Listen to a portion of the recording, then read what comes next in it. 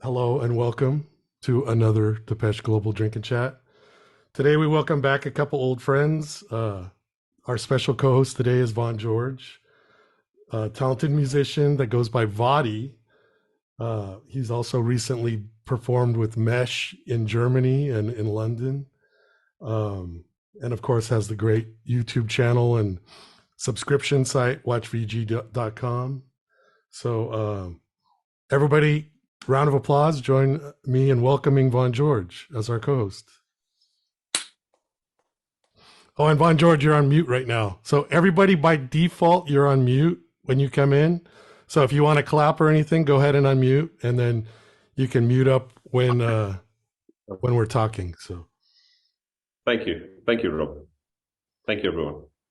And so now our special guest today has been on a few times over the years, and it's a pleasure to welcome him back. The photographer responsible for the iconic images on the first 5 Depeche Mode albums, plus the People Are People US only release, the Love in Itself single, the director of the Only When I Lose Myself video.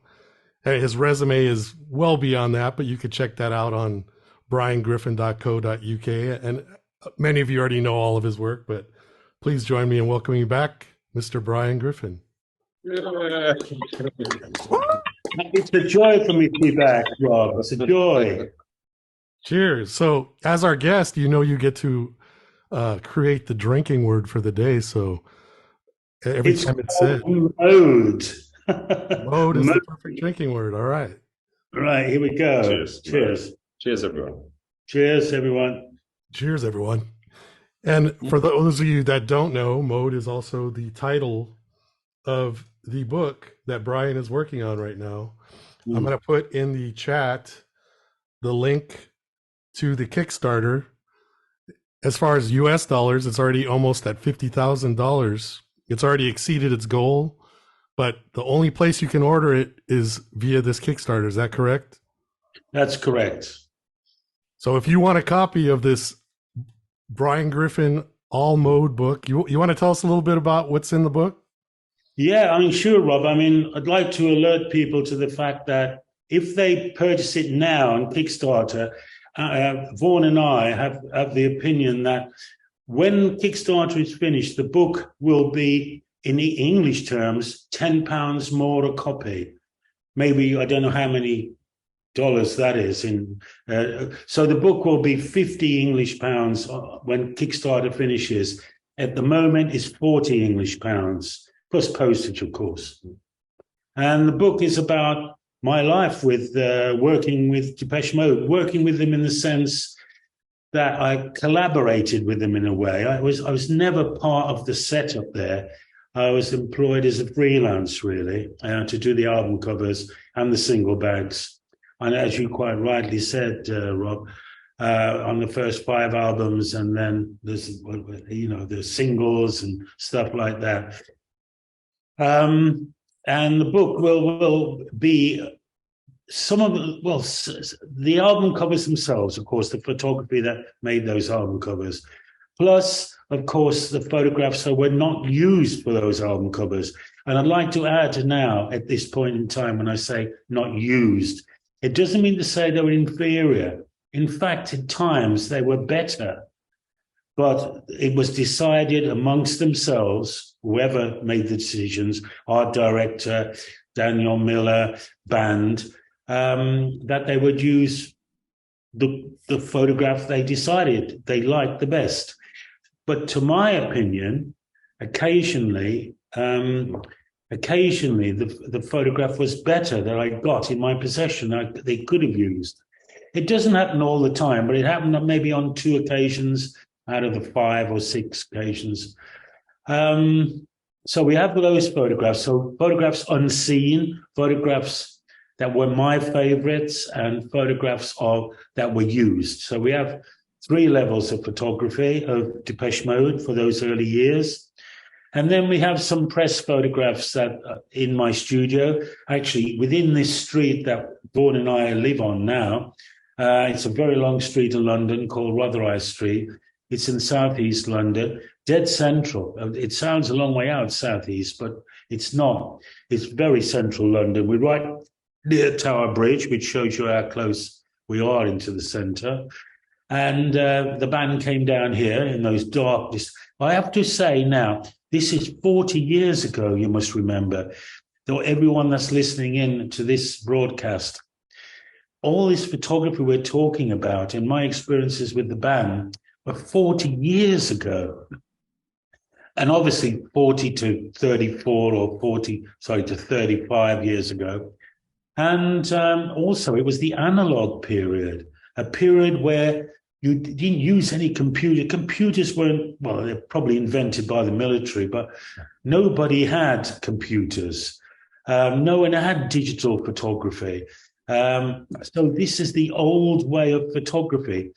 And it's the analog photography. These were color transparencies. Now, the color transparencies, you know what a transparency is. It's like a color piece of film that you put on top of a light box, get a magnifying glass, and look at the subject matter, look at the photograph itself.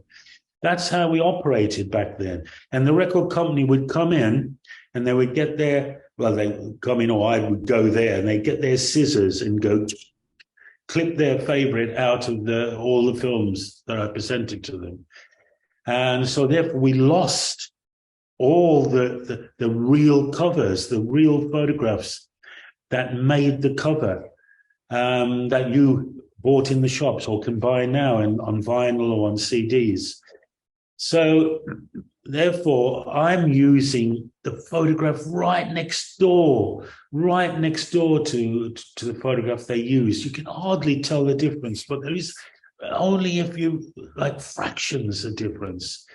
And then we did black and white photography. Now with black and white, we're doing black and white negatives. We're producing things they call contact sheets.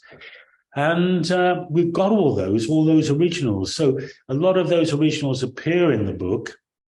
So that's also another thing that's in the book is the black and white press shots, which you can see some of them on my website, and you can see some of them on Vaughn George's site, of course, which he produces posters from.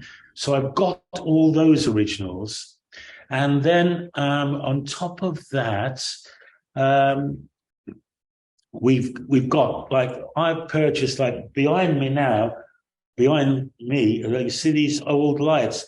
These are the lights that actually photograph the cornfield, actually photograph the woman in the cornfield. Wow. 1981. These are them here.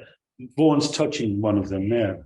I had 4 of those. I've only got 2 now, but I've got 2. Those are the originals. They were bought in Germany. They were called multi-blitz profile lights. Very weak power, really weak, but really nice lights, and they worked all the time. They never failed. So we've got 2 examples of those here today, and I'll show you if I get the chance to go over, and I'll bring a gold disc. But you can do it, Paul. Can you just take it off the wall there? It's on my wall at the moment. It's not the only one on my wall. But here's the original gold disc for A Broken Frame. Trying to get the glare off it. Yeah. That's the gold disc presented to me by Depeche Mode with my name there. And that was really kind of them. And they presented me the same thing with Construction Time Again. They were very kind. They've always been very kind people to work with, Depeche Mode, always. I have not got a bad word to say about them. They're really lovely people, real people from Far East side of London, as you know, Basildon, which is just a few miles east of where we are now. What would you like me if I covered it, Vaughn? Yeah, no, that's very, very good. I think Rob, he did say Depeche Mode, so I think. Sorry. Oh, right, here we go again. Cheers. Cheers to USA. Cheers. And to anyone else who's not from USA, like Marisol and everyone else there. Yeah. Just quick. how the book came about was during lockdown in 2020. Brian had I think we were all going through a very, very hard time. And I remember I'd come and see Brian, we'd come in with masks on and everything. It was a very dark time. And it was in his studio here that it was decided, just through a question, Brian, why have you never done a Depeche Mode photography book? And it seems obvious now, but at the time it hadn't been. So anyway, so this is where I think this is such an interesting collaboration. It's because we've got Brian, who's the artist and the legend, and you've got me, who's the fanboy. So it's basically as this book's gone ahead, Brian's done a lot of work. He obviously it's his work. I'm just the fan and kind of like the salesman who's promoting it and stuff. But I was very flattered to be a part of this. So without me being a backseat driver, this is entirely Brian's book, but it was nice for me to come and sit here and watch him, put it together. He, actually, I'll look at the camera while I'm talking. What he did was he had all the original transparencies and negatives, and I was sitting here, and it was such an amazing experience to see all the original photos, but also the ones that weren't used. And as Brian mentioned quite rightfully, very often, we look at those first Depeche Mode album covers, the first 5. They're amazing. They're like pieces of work. They're pieces of art without them. I guess what I'm saying is when it comes to Brian's Depeche Mode artwork, you don't need to be a fan of the band in order to appreciate the artwork because they're such powerful images. But anyway, just sitting with Brian while he was doing all that and just looking at all the images, it was amazing. And then to see certain images that were like amazing. And, everything is a question of taste. And I would say to Brian, in my opinion, this image, and I'd point to the image, I'd say this is better than the album cover. Anyway, long story short, Brian was never privy to those decisions. He was there, he took the photos, but they never actually said to Brian, which do you think would be the most suitable for an album cover? And of course, it is just taste. But Brian, and maybe we'll do a video at a later stage. But there are images. If you look at all those images that Brian photographed, it must be very difficult. But certainly in the case of construction time, again, you've got that soldier on the hill, kind of hitting down with a hammer. But there is one image which we've got on my website, and we've labeled it as the Brian Griffin favorite. And indeed, to me, that would have personally, and Brian agrees that we feel that was a more powerful album cover. However, what they chose is what they chose. And, Brian wasn't privy to those decisions. But anyway, coming back to what I was saying was, this is Brian's work. This is his legacy. I was just privileged to be sitting there and just nodding. And anyway, I don't want to run through all the processes, but it's been a long process. You can imagine, because we're trying to, what we want to do here is release a book which is like the definitive Depeche Mode Brian Griffin journey. So if you were to go to someone who didn't know Brian Griffin and Depeche Mode, you could give them this book and it would cover everything. So I think we've done a good job. And today, actually, Brian and I, for the first time, we received it yesterday. We went through it together. We just received the proofs from the design, from our designer and the artwork department. So naturally, there are a few changes that are going to be made. We did speak about showing some of the artwork here today, but we decided against it because there are a few changes we want to do still. But so far as, what I've seen so far, it looks amazing, and the collaboration works because it's Brian's legacy. But I'm still flattered when he asks me what I think, and there's part of me that goes, "Hey, man, forget about what I think. It's what But I think I'm seeing it from the perspective of a fan. So hopefully, I feel that you guys will get something that has never been done before, and something that I feel is long overdue. Yeah, I mean, there's. Just to finish my little bit, I'm just going to say that in this book, there's like photographs of the people. I mean, like any collaboration, anything that is quite substantial, can we say? other people were involved. I mean, I've got photographs and portraits of the stylist who styled A Broken Frame, who styled Construction Time Again, who styled Some Great Reward. In other words, a great woman called Jackie Fry who costumed all those actors they happen to be. I've also got Stuart Graham, who is my assistant. These are portraits of the people. Stuart Graham, who is my assistant for all those albums. And also I've got John Corte, who is my set builder and my model maker, who constructed Black Celebration, the tower for Black Celebration. I've got portraits of those that appear in the book. So I do not want to leave out people who played a magical but also a substantial part in the book Mode. Ah, you said it again. I see what you did there. Mm-hmm. Cheers, everyone.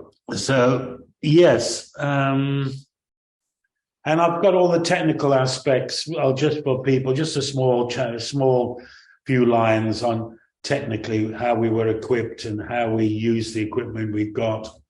That's also in the book. But a great part of this book, which has never been unearthed in the history of Depeche Mode before, apart from those photographs you haven't seen, is the fact that Roger Burton, he's also got a portrait in the book, was the costumier on Only When I Lose Myself, the film itself.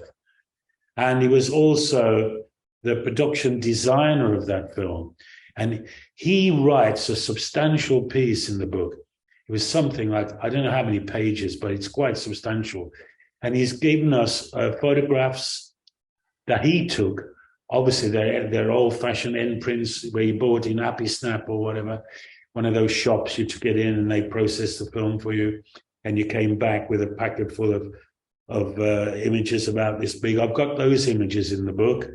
And I've also got the fact that what he thought and how he was attended, his impressions were that when he attended the casting of the film, when he was there at the shoot of the film, of course, and then when we went around all the car pounds, all the breakers yards in LA to find the cars for that film.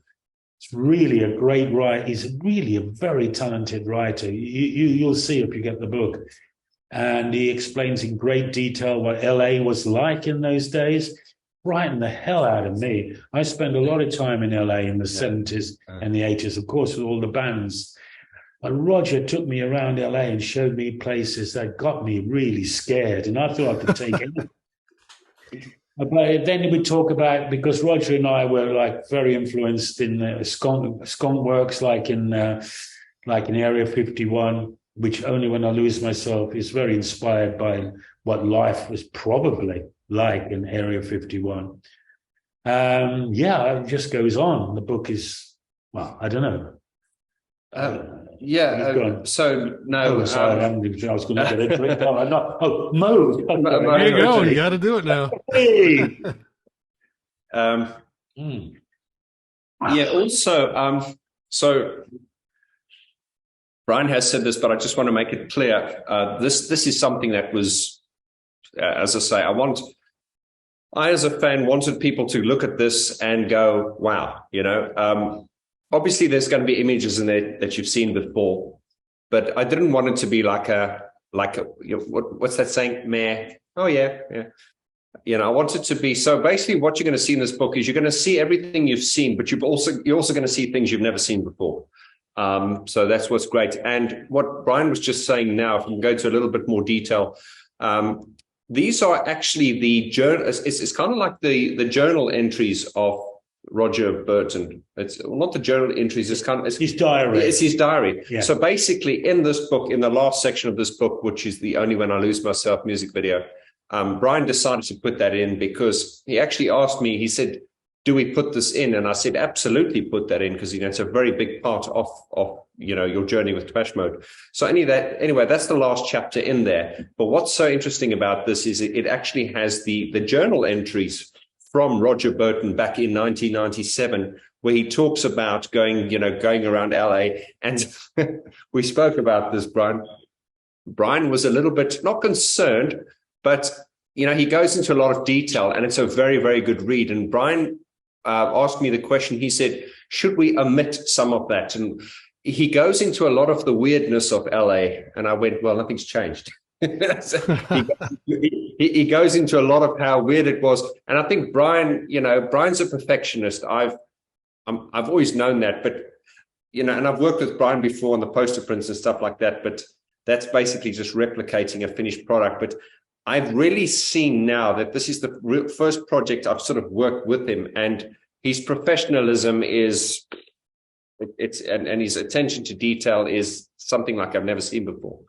And so it was, and he is absolutely agonized over every single detail. There is no detail in there that's, everything is of such importance. So I just need to tell you that, because this has just been amazing to watch someone with that level of expertise being so conscious about doing everything right. And coming back to the Roger Burton diary, which is at the end, Brian said to me, "Oh, have a read of it, Vaughn. Maybe we shouldn't put all of it in there.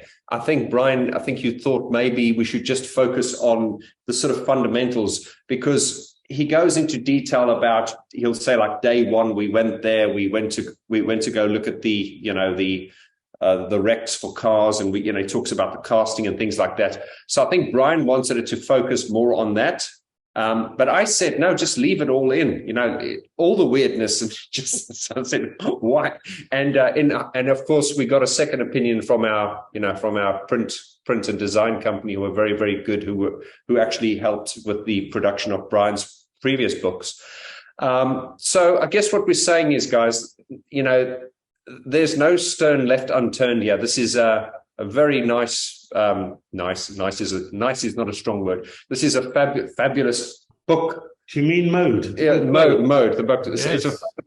And it's also layout wise. Brian really, and I have to use the word agonized, because he did really agonize about everything, from the font to everything. Also the layout of the book, the way it's set out. It's a very, very easy read. I know these days a lot of people don't like to read, and even myself, I love reading, but I'm more of a video guy these days. And sometimes you open a book and you look at the script and you look at the lettering and you're like, oh my God. So I think it's very important when you design books these days is that you make them look as easy to read as possible. And I don't mean that in a condescending way, but I just mean, some books you open them and it's just this writing comes at you.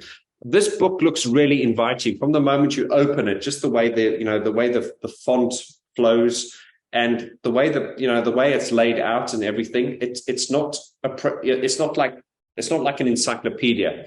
It just is pleasing to read with a structure and the layout and everything. So, Brian, I don't know what else to say. Well, I'm sure. So if you want to ask a few questions, Rob, and then maybe actually, I've got something I want to share here first.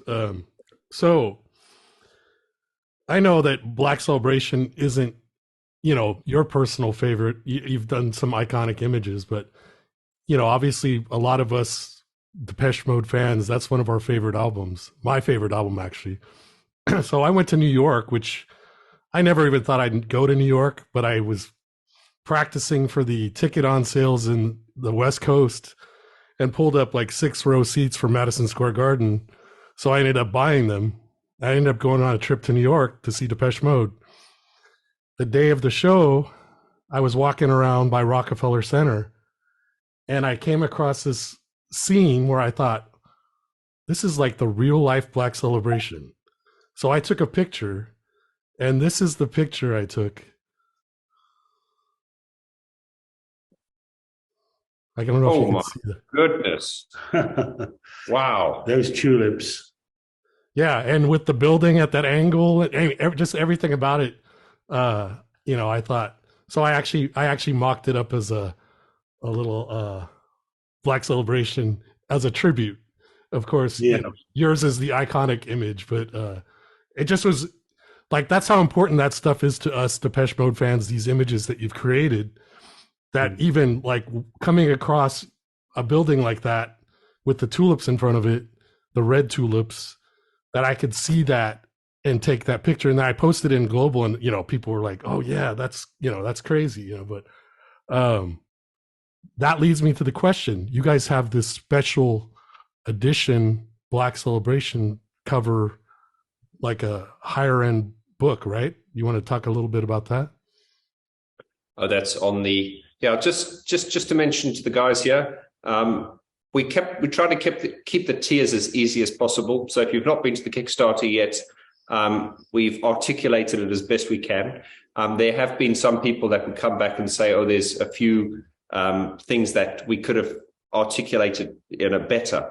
However, with Kickstarter, once people have pledged, you can't go back and edit it. That's to protect you, the customer. But anyway, the first tier is for the book. And then there's the next tier, which is for 2 books. That's if you want to buy a book for yourself and someone else, and then save on some of the postage. And we also have a tier which is for the book and some poster prints. And then the top tier, which you're on about now, Brian, is the Mode book in a handmade. These are all individually handmade boxes. This is not made, on a product. These are all handmade. And each one comes in the box, in a handmade box, which I'll let Brian describe a bit more. But they also come with a darkroom print. Now, these are not like the prints we do on Vaughn George channel. The prints we sell on the Vaughn George website, which a lot of you have bought. Thank you very much for supporting us. We really appreciate you. Those are digital prints, and of course they derive from the original transparencies and negatives. They're the finest quality digital prints, as I'm sure you know. But the print that you're going to get in the box set is a Black Celebration, and I have to do you guys will excuse me, dark room, dun, dun, dun, dun, dark room. Sorry, it is actually a dark room print. It is a dark room print. Yeah. So, Brian, if you wouldn't speak more the technicalities on that, because where can I start? Well, it's hardback, of course. The book, totally, all the way through, all the pledges. The book is a hardback. It's not a softback. So every book that leaves, there's about 500 people now bought the book. I think we've got about 500 people that have bought so far. That have bought the book. And they'll all get a hardback book. Everyone is a hardback book. And the hardback book has an embossed image within it. Like, you create a little, like a rectangular pressing. So therefore it goes in a little bit. And then you put inside that emboss a photograph of the album cover, Black Celebration, or the photograph that was the album. That was my album cover, my black and white photograph, not obviously the color one. I lost the color one. The color one is at the record company, probably on the printing floor. They didn't give a damn about any of the color work. The printers, that is not the record company, the printers. They just ended up completely destroyed in those days. Those transparencies. Those precious transparencies were virtually destroyed every time. So we've got the black image of the album cover impressed in the front cover of the hardback, and the hardback is stitched. It's stitched with thread. So therefore, when you buy it, the hardback will come open, and you'll be able. It won't be one of those books that you look down into like a well and see and inspect it. It will open out for you so you can appreciate the book in totality because it's stitched together as opposed to glued. You often get that. Sorry to cut in there, Brian. You know, guys, when you buy a book, usually they're glued. When you buy a book, it's like, and then after a while they kind of crack. Brian didn't want that. That's why these are sewn. They've sewn together. So the detail that was gone to and the amount of samples we saw and everything was mind-boggling. But at the end of the day, Brian said, we want to make it affordable, but I think initially we were looking at doing it for about £30. And then we just said, we're not going to compromise. It has to be at a certain level. So Brian, sorry, continue with the No, stitching. no. So therefore, that's the book. Essentially, the structure of it, which is a hardback, as I said. It'll probably be between 120 and 130 pages, 40 pages, somewhere in that region. We can't give that totally at the moment. We're aiming for 120, but it might go up to 130, even 140. But anyway, that's the thickness of the book. It then fits in the book. So people who buy this special edition, which is like £500, which I don't know how many dollars that is, $550 or whatever, $600. The book has to be made first, because these people will be the last people to receive their book, unfortunately, because their book then is fitted into the clamshell box. I'll talk about clamshell in a minute.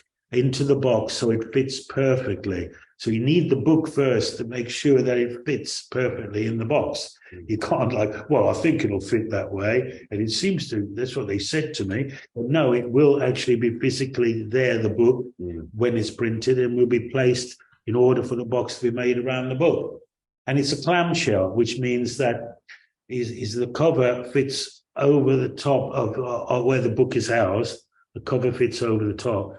You know what a clamshell is. It literally is. And this clamshell, the top of the clamshell is embossed as well. Well, all my books have a griffin. A griffin is a chivalry, the time of chivalry, the time of the knights, of course. And the griffin is like a half lion, half bird, half eagle, half lion. He's like rampant, he's like, you know him anyway, the griffin. He's a very famous, a lot of the pubs in England have got the Griffin. The pub downstairs is owned by the Griffin Brewery, not my brewery, but the Griffin Brewery, the Japanese actually. And there's a lot of the Griffin around in companies. And this Griffin will be silver, be made of silver, and it fits into the top of the box, which it's embossed into the top of the box as a silver. What can you say it is? I don't know. Impression in a way. And the box will then close like that. And when you open it, it'll open like that. And I may have a ribbon, although with a clamshell, you can put your hand in one side of the four corners of the box and you can pull it out like that. But we may put something in like a ribbon that you can just pull the ribbon and pull the box out. So it's really a beautiful, there's only 100 of them. We've only made available 100. So there's only 100 people in the whole world that will ever have this box. I doubt with 100 might buy them. So therefore, you will be have a very special thing housed in your home. They take a long time to make. And nobody else will have them apart from the other people of the 100 sell. So you can say every country like Japan, you can say Europe, it must be 5 people in Europe, a couple in Japan, 1 in China. And the rest in America, And the rest in America. And that's where the Mode book fits in. I was waiting for that. Yeah.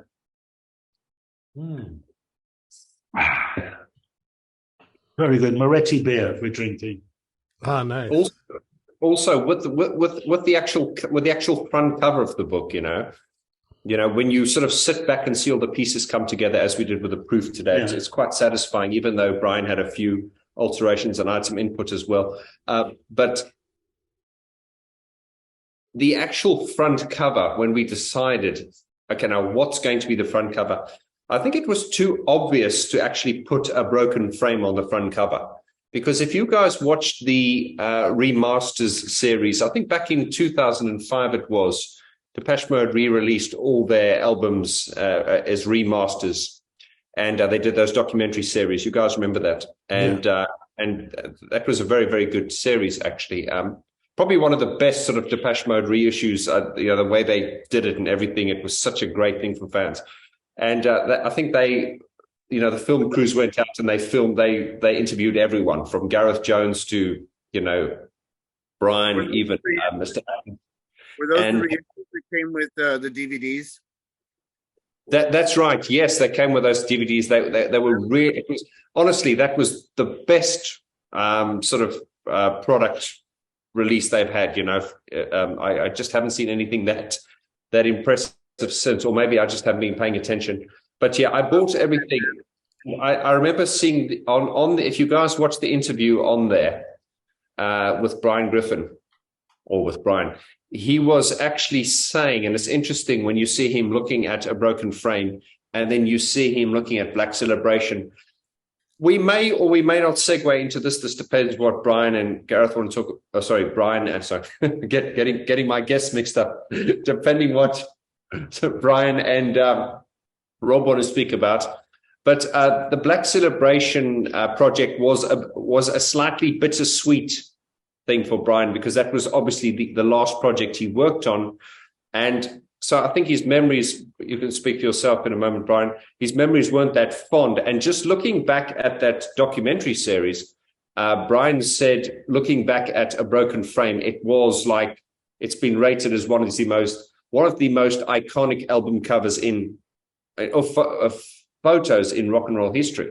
So comparing that to Black Celebration, critically speaking, I mean, you can't, they're like chalk and cheese, but it was decided that we'd use, the Black Celebration, and Brian decided that eventually to use Black Celebration as the cover for this book. And I think Brian has really sort of warmed to that image because I think in that documentary, Brian was kind of shaking his head like, yeah, it was there. But as you said, Rob, it's become an iconic image just in itself. So that's why we used it as the cover. Yeah, I mean, it's interesting. I mean, everyone, what can I say? For the Mode book,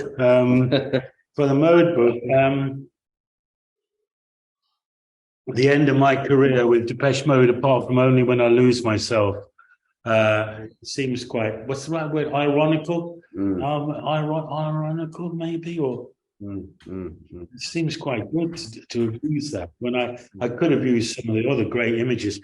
I mean, they're all really odd. I mean, Speak and Spell, no one liked that. I mean, that Vince Clarke didn't like it at all. I mean, he complained about it, but Price, yeah.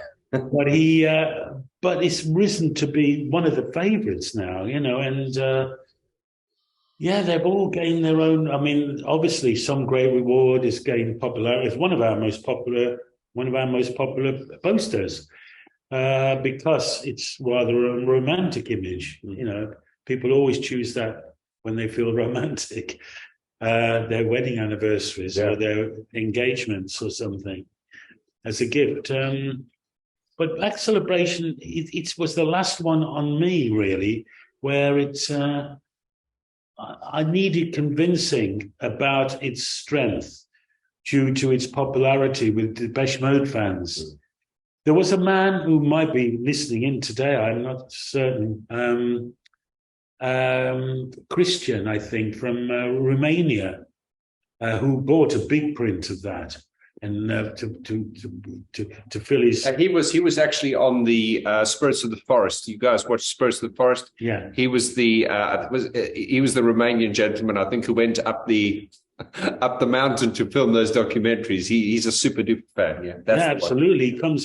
He bought a big print of it, and he started to get me interested in it because I talk about it in the book about how I tried to make the image a powerful image when I felt that what I was photographing wasn't extremely powerful. It was like, plus I've got the model maker who made that image in the book. He got a very powerful portrait of him. He was a great man, actually, and he's got his portrait in the book.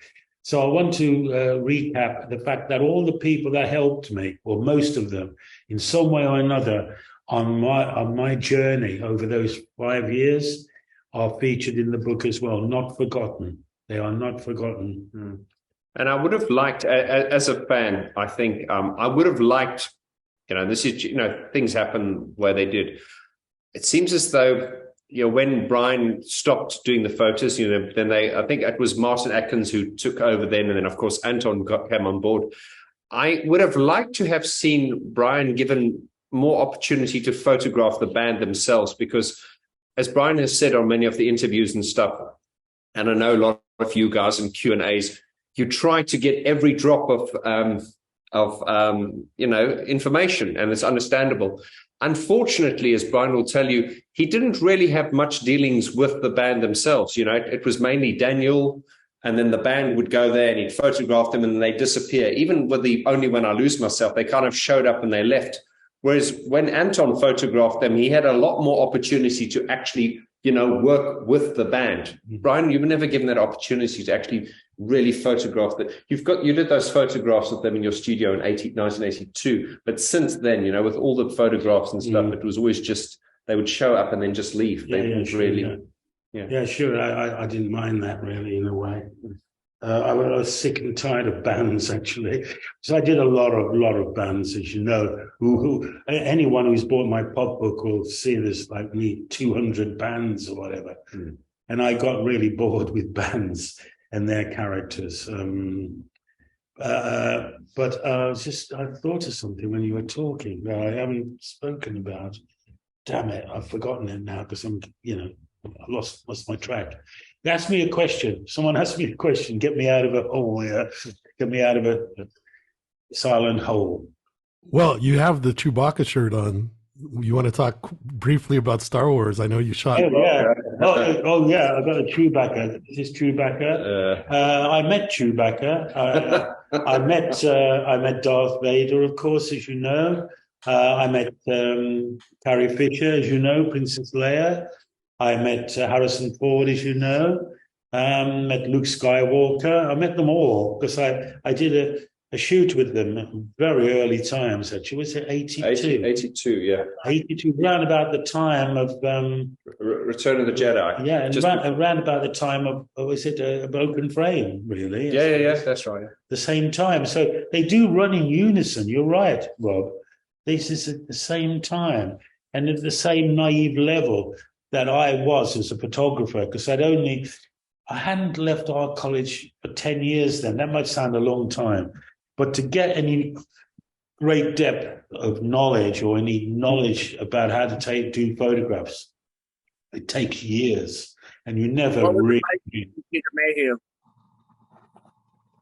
Sorry? I said, what was it like meeting Peter Mayhew? Peter Mayhew? Peter Mayhew played Chewbacca. So what was it like meeting him? Yeah. I can't remember. He's a big guy. He's like 7'3", isn't he? Okay, I'll give you a story about him. He was in the car, I think it was him in the car park of, it was Elstree Studios where Star Wars were made in North London. And he was in the car park. I think this story's in my I'm not in my pop book, in my last book, Black Country Dada, where there was him, and then there was R2-D2, the little dwarf called Kenny. Kenny Baker. Yeah, Kenny Baker, exactly. And Kenny Baker's only like 3 foot, whatever, 8 or 10 or so. I can't remember how tall, but very small. And Chewbacca's massive. And they both stood next to each other in the car park. And I think we were smoking cigarettes or something together. And I looked over, I said, and they somehow we broke into the chat. And they both had the same Mercedes car, which were the big, this is going back to the early 80s, the big luxurious limousines they had, really. And Kenny had all the pedals, so they would rise up to his feet, extended pedals. And I think that Chewbacca, I don't really had a perspex roof, to fit his head in. So tall. Yeah, so I did have a very interesting time with those two. One moment during the day. Another interesting connection between that Star Wars period and the period you photographed or did the albums for Depeche Mode. Arguably, many people will say that those are the best periods of the Star Wars movies and of the Depeche Mode albums. So Yeah. You're connected to both. So during the peak. Yeah, it's interesting because very few people buy any of my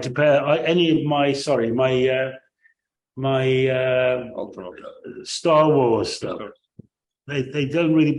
And my most famous album cover is not a Depeche Mode cover, but my two most famous album covers, which is not the right way to talk about them. Maybe on a Depeche Mode talk, but I'm here tonight, and it's Heaven Up Here by Echo and the Bunnymen, and Joe Jackson's Look Sharp. Joe Jackson's Look Sharp is always in the top 10 album covers of all time.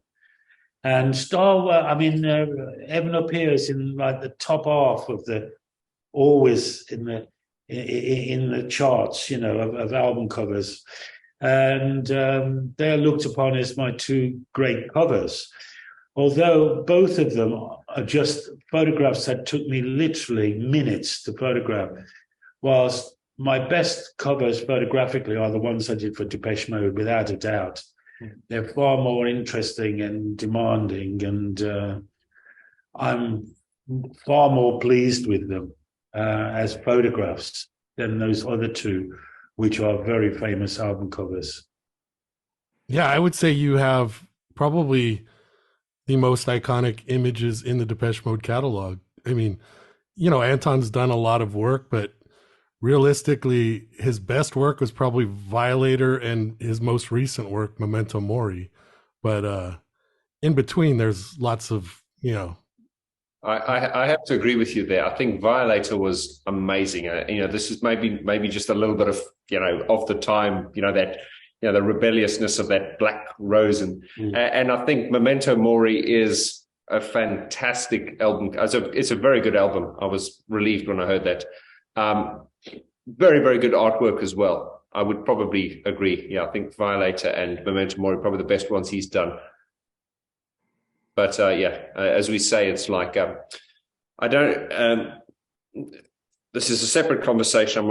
I'm not making a comparison yet, but I'm just saying that the great thing about, as I say, Brian's album covers are you can actually have them up in your living room or somewhere because because they are actually just pieces of art. And this is very interesting. I mean, a lot of people will often ask Brian things like, if we take the A Broken Frame album cover and, if you take the A Broken Frame album,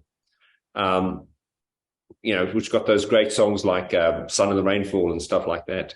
And that album cover goes so well with those songs. And people have often said, oh, were you inspired by the music? Were you listening to the songs? And I don't think you'd actually listen to them at all. I don't ever listen to it, I don't think. Even now. I don't think I have. I think you listened to it for the first time about a year ago. Yeah. I have a question about the A Broken Frame album. Was there a thought that went into the whole theme of the cover with the sickle and the lady that went with the songs, or it just, you didn't get to hear the songs, so how did the field and the harvesting with the sickle and all that come about?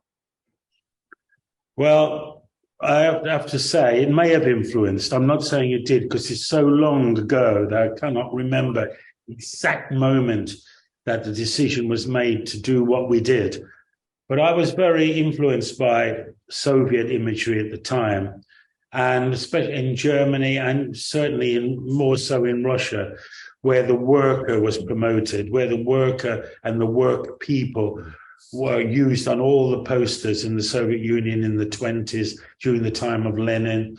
I really liked all those images, of the worker, the great worker, the strength of the worker, the hard-working, toiling woman, everything. Yeah. So obviously, by sheer luck, maybe someone else promoted it, because another thing happened, which I've learned from doing a tour of my album covers for Depeche Mode, was the fact that these images, both for Construction Time Again especially, and A Broken Frame, those two albums, was the fact that they appeared in all the shops of the Soviet Union. So they must have made a lot of money out of out of it, because the imagery was appropriate to the Soviet Union at that time. You know, it's appropriate imagery. It matched the images that they'd been brought up with, or whatever, or the country had got. Yeah. No, and this was it was the great synchronicity. It was have a drink. Yeah, it was the great synchronicity, and it was the fact that, you know, Depeche Mode were playing in regions where people didn't typically play, and you know, and that, so it was really just, if you look at it now, if you'd think of, you know, if you'd look at it and you weren't a fan, if you were just studying this, you would think there was a lot of there was like a great orchestration of ideas and planning, and it wasn't like that at all, really. If you think of it, you know, if we look at, there was so much great synchronicity involved with, you know, just how Depeche Mode got signed, how Daniel took them, and there was no real contract, and, you know, getting involved with Brian, it just seemed to flow so naturally. There was nothing contrived about it. But the funny thing is, I often say to Brian, you know, when we're signing prints here, I say to him, I often ask him, I said, did you really think 40 odd years ago that these images would be so popular now? And it must be a surreal thing, you know, at the time. Yeah. The clouds actually look like Chicago weather. Yeah, like said, it looks like Chicago weather. Yeah. Thanks for that question, Thomas. We're going to bring on Lauren now. Thank you very much. Nice meeting you. Nice to meet you as well. You too. Hi, Brian. Hi, Vaughn. Hi, Lauren.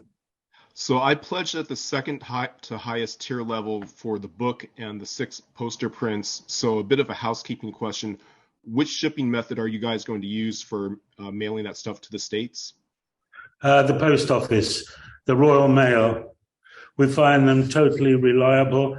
I've done books over the years using them. They're incredible. And if you get a delivery to your home, because books, all our books are signed for, you have to sign for them. They're tracked as well. That if you're not at home, they should leave a note, your postal service, because the British Postal Service use it, and the British Empire use it. The British Postal Service within the old British Empire use it as well. The postman leaves a note in your door, in your post box, in your mailbox, that your postage will be delivered again tomorrow upon your instruction, or you can go round to the mail centre and it will be there for you.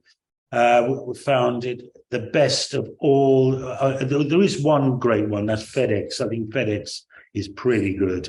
Yeah. I mean, Lauren, if I could just interject here, we've got a lot of experience with shipping things over and everything. And there's always a compromise. I mean, I suppose the best way, it's not necessarily the safest way, but the fastest way for the customer is probably just to use FedEx overnight. Now, I mean, the whole sort of challenge with any sort of mailed out product is you want it to get there in A1 condition. But also you don't want it to cost too much to the customer. And, you know, so so it is really through a lot of trial and error and through a lot of experience we've had, I've just now with my poster print business as well. I used to use couriers and stuff. And I've actually found that by using Royal Mail, we're able to make the postage less. It does take a little bit longer, though it's not ridiculously long. And the success rate is near close to 100%. And, you know, so I guess what I must say to you is you're in no danger. If anything, and every book and everything is going to be tracked. And if it doesn't get there, you know, and in a suitable condition, then you get it, you know, we'll make it right. So you've got nothing to lose. And, you know, we've been very, very meticulous with everything. I hope that answers your question. Yeah, no, that's fine. I'm fine with Royal Mail. So once it goes into the post, it's pretty much a straight shot from Royal Mail to the overseas shipping, and then to the postal carrier. And Lauren, you're in the US, aren't you? Yeah. Yeah. Mm-hmm. Yeah. You're in the US. I mean, you know, there are certain countries where things just get to quicker and easier. and certain regions. And for whatever reason that is, I don't know. But America has always been one of our most reliable. I mean, look, occasionally things do sometimes go wrong and we put it right, but most of our product is sent to the US. So statistically, more of it should go wrong. But for some reason, America is just one of the regions that things just get to. Well, we have hardly any problems ever. But I'm probably over-explaining myself here. It's never going to be your problem. If something goes wrong, we'll put it right. That's what I'm saying. Okay, great. Sounds good. Thanks, guys. I've received many shipments from them, and everything's always been top notch. So thanks, Rob. I'll send you that tenner later. Send me. You can't have a drink. Hey, yeah, we're talking about the Mode book. So if you're just joining us, Mode is the drinking word. Mm-hmm. Next, we're going to bring up Larry. Oh, Larry. Oh, God. Is his mom going to... Is your mom going to ask my the mom's my mom's getting ready for a date with my dad. But just just want to say, it's good seeing your face again, and even though it's been a while, and Construction Time Again has been becoming another one of my favorite album covers, because the way I see it is kind of like strength on strength, because there's like basically the way I look at the cover for Construction Time Again, it's kind of like strength and power, because you got this muscular 100 or 200 and something pounds soldier holding this heavy 10-pound sledgehammer, and the way he's positioned, it gives you like this sense of like feeling, if he's gonna like lay it to the mountains, then like it's probably gonna like sort of like shake up the whole mountains, like kind of like an earthquake kind of thing. And it's probably gonna be like a powerful like strike, to really like shake up the mountains. Larry, if you go but that's just how I sorry, finish your point and then I'll No, I was just gonna say, but that's how I see it, and that's why it's become one of my favorites. And it's wonderful, because that's wonderful, and a lot like Martin's songs, really. I don't want to go off on a tangent here. They can be interpreted in so many different ways. I've had like 4 different interpretations of one song. People will, and I'll be like, that's not what it means. And I'm like, that's the great. So the artwork's the same. But if you go on to, Larry, just here's your homework. If you go onto vaughngeorge.com and you just click on Brian Griffin artwork, have a look there. There's an image there called the Brian Griffin favorite. And just have a look at that one. That one has such a sense, it just has a sense of movement and has such a sense of power to it. Just have a look at that one and you'll see what I mean. Thanks, Larry. We're going to move on to... You had something else, Larry?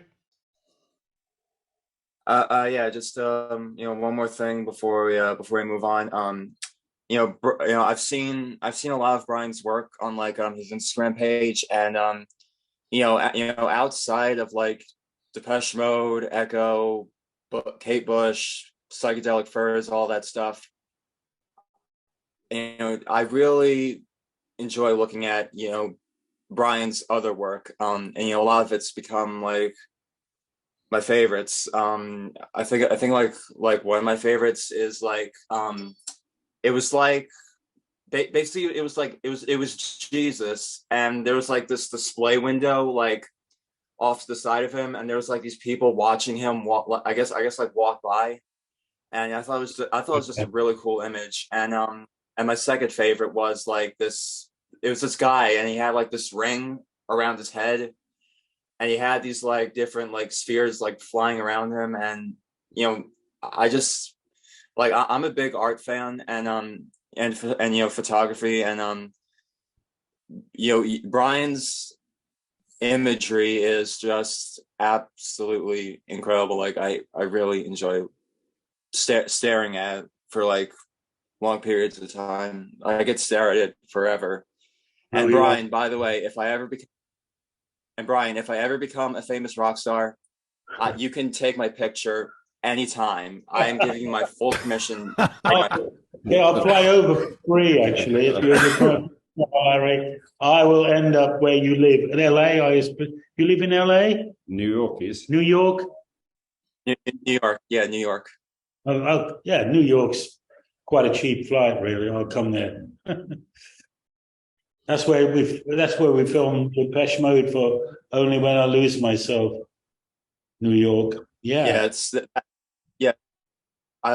Yeah, because like that's probably like one of my favorite music videos because I love the imagery and Only When I Lose Myself with like the identical twins and the people, just the different people, just the different imagery and Only When I Lose Myself is just absolutely amazing. It's really incredible. Thank you, Larry. Thanks, Larry. And I think we're going to say Mode one more time, and we're going to bring on. Okay, Larry, we're going to drink. I know you're a teetotaler. It's okay. Mode. So we're bringing on Jenna. She wanted to say hello. Hey, Jenna, welcome. Hey, guys. I just want to say hi real quick. I'm just very, very excited about the book. I ordered the one with the different prints because I've already dedicated a wall in my house that I'm going to have everything all set up for. So, no pressure there at all. But what was that, Brian? Well done, Jenna. Yes. No, so I'm very, very excited about it. For clearing your wall, making it ready. It's like you're warming it. You can't warm a wall, can you? No, so I'm just really looking forward to it. I just wanted to say thank you. I just wanted to drop in real quick and say hi. And if you need anything to be updated on the Wikipedia page, let me know. Yeah, well, I just want to say thanks, Jenna, because you did kindly offer to help with with a lot of if there was any like proofreading and stuff like that. And I just wanted to say thank you once again. That's very, very kind to know you've got our back. That's still open. I would be really upset if I saw a comma out of place. You don't understand. I'm a big person, a big deal with that. So if you want to send over book proofs, I'm happy to take a look at them. It's kind, Jenna. You're most kind. You've probably seen the excerpt because I put an excerpt from from Only When I Lose Myself in the updates. Have you read that story? I did, and that's what prompted me to offer my proof editing services. She's got a good attention to detail, so you might want to take her up on that if you have time still. But as I said on the email, just hold that thought. So absolutely. Okay, please. Like I do proofs all the time. I just did one, and actually there's never been a book that's gone out that has been perfect. The last Harry Potter book that went out must have been the most widely proofread book before it went out. The Deathly Hallows. I found 4 typos in the first 50 pages. So there's never going to be a book that goes out that's perfect, but you want it. The more eyes you have, the better. I just released a new version of my book because I found typos. Most of them were in Spanish. Spanish isn't my first language. I forgot a few accents here and there, but it upset me. And it's really easy to make those fixes now before they're printed. So happy to do it for you guys. Thank you. Thank you so much. Thank you. And thank you for making my wall, in advance, for making my wall beautiful and gorgeous. And it's going to be, like I said, it'll be the centerpiece. Anybody who comes over for a game night, they're going to be able to see it all. It's all right there. Very excited about it. Game night? Is that a football night? No, Jeopardy. We'll do Jeopardy. We'll do some trivia. We'll do a bunch of things like that. I was actually thinking about doing a whole new wave Jeopardy sort of thing with some other people that I've been working with. So maybe I'll have you guys come on or have a Brian Griffin category or something like that. Yes, that sounds great. Thank you so much. Yeah, that's great. A Brian Griffin category. You got your own whole Jeopardy show, Brian. Wow.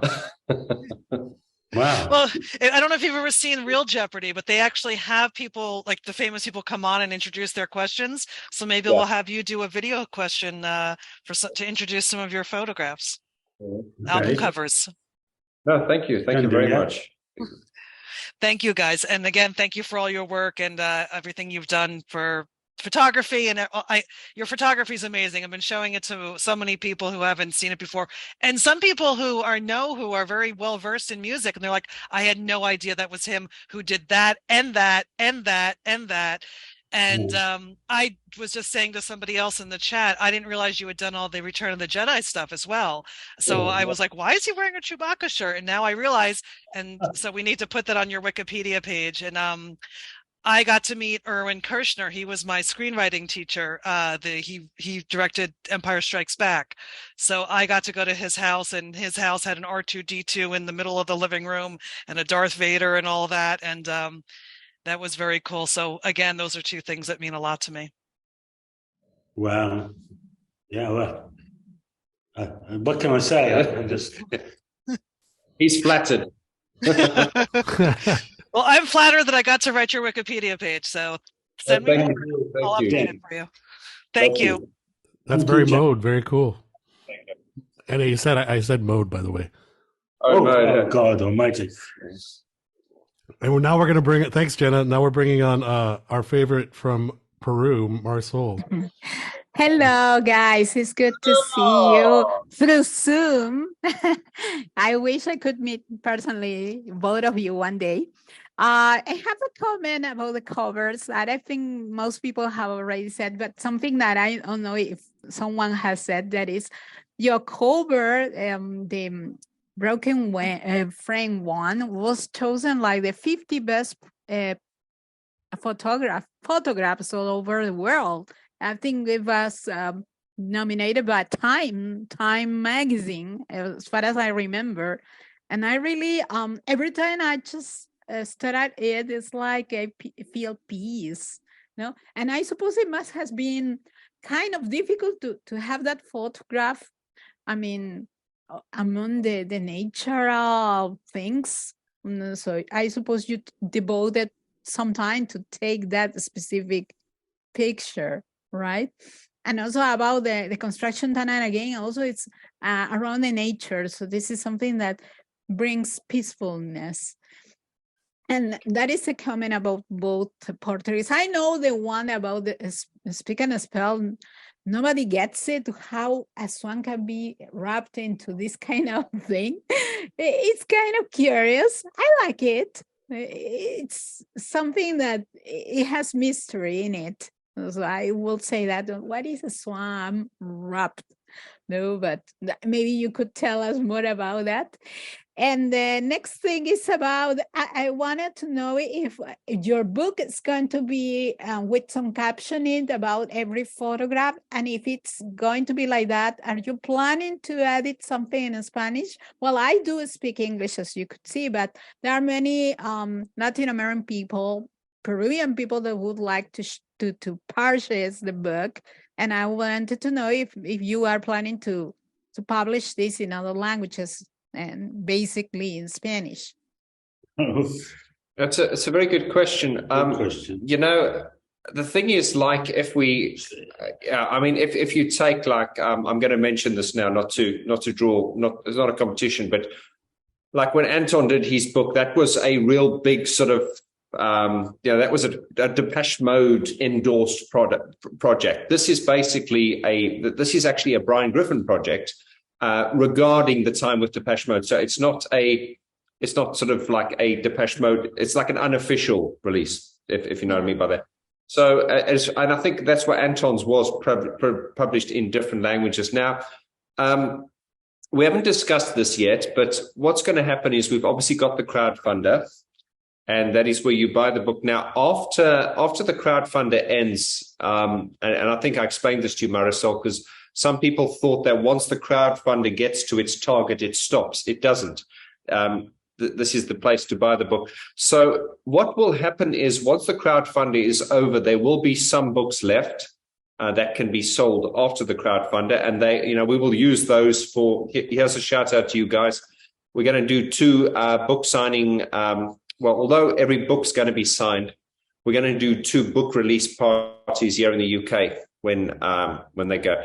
And also, we're planning to do a few meet and greets with Brian and Gareth, hopefully in Tallinn, in Estonia, and any other country that might be interested in seeing us. But so I have, it was my idea that maybe this could be like the first release and then they'd be printed again. But I don't think that was the intention, Brian. It's like with data, this is it. So far as it being maybe at a later stage, I don't know, re-released in different languages, that is a possibility, but that was not the actual intention for now. Is that right, Brian? Well, because of the costs. The costs involved. Costs, you have to make new plates, they Yeah. need to, the press needs to be set up again for a foreign language, It's a big expense, and this is only a cottage, we call it a cottage industry, really. Yeah.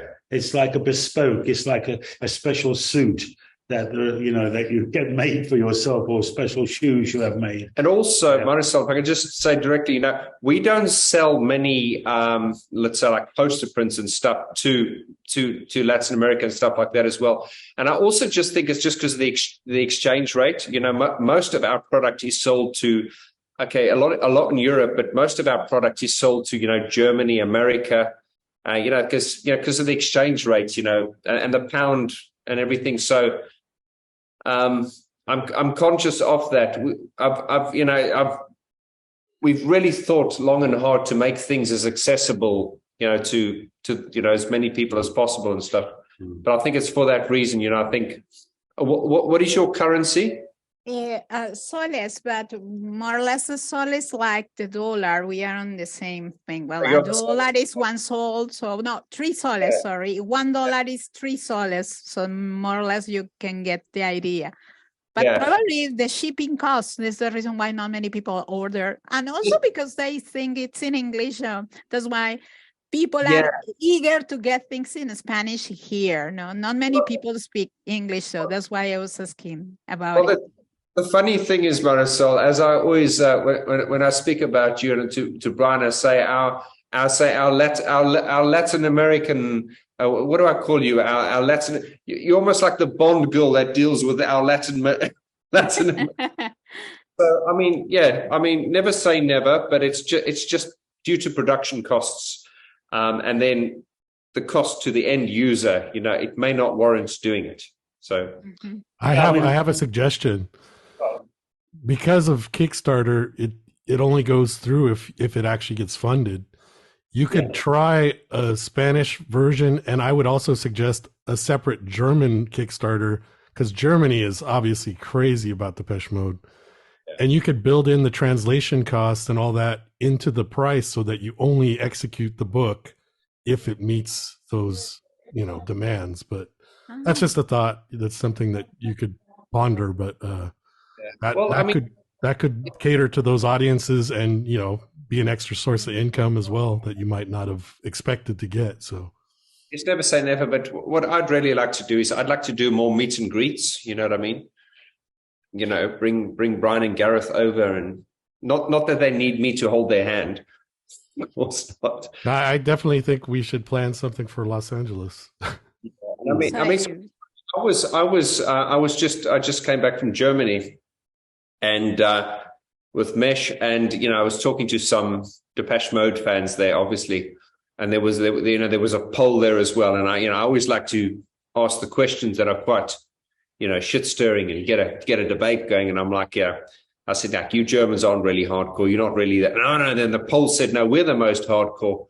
And I actually said, it's quite funny, I don't think you guys are actually, just to get a bit of a banter going there. But I have actually said this to Brian. I've actually found the Americans to be incredibly, incredibly hardcore. Probably, for some, because people always say, the Germans are the most hardcore, and some people say it's the Poles, and then some people say it's the Hungarians. I've actually found the Americans to be, I don't know, just pretty up there as far as the most loyal of the fans. I think so. I'll drink to that. 101. One little thing just to end up my participation is if you come to Latin America, especially to Lima, it will be great to have you. I was thinking in having maybe a meeting in the British Association, and you could do it in English. So it will be good for that We have an academy where I study English, by the way. I study at that British association that is sponsored by the British Council here in Lima. So if there is something we can make it, I can just manage to do so. They're very supportive, the British Council. They would make it happen, I think. That's a good idea, Marisol. Yeah. The British Council is the place to go. They would pay for the airfares, hotels, everything. Yeah. Yeah, as the fan club, we have some contacts. So just let's see if we can figure out how to do it and when. Okay, well, you're our contact, so go on. Yeah, perfect then. It was great to say hello to you. It's good to see you too, Marisol. Nice to see you, Marisol. Yeah, if anybody else wants to say hello, feel free. I missed your boy Lloyd was on and he wanted to talk, and then he had to go right now for work. So I'm sorry to get him off. Oh, Jenna's gonna be bailing too. So thanks, Jenna, for joining us. Good to see you. Thanks, Jenna. Thank you, guys. Looking forward to getting the book in a few months. Good to see you. Thanks again. Bye. Bye. So yeah, if anybody else has any questions or you just want to say hello about or talk about any of the covers or the book or the book is called Mode, right? Is that the drinking word? Oh, Rob, stop it. So this is my part one of my drinking day today. So we're going to an Angels game after this to tailgate. So this is like the pregame to the pregame. So see, I'd love to get you guys over here though, for sure. Like it obviously has to be financially viable, but I think we could figure out something. So we'll have to plan something. It would be great to have you guys out. Quite funny, but you know, to us like European, well, we're not Europeans anymore. We, but I'd say to us geographically, I flying to America just scares me.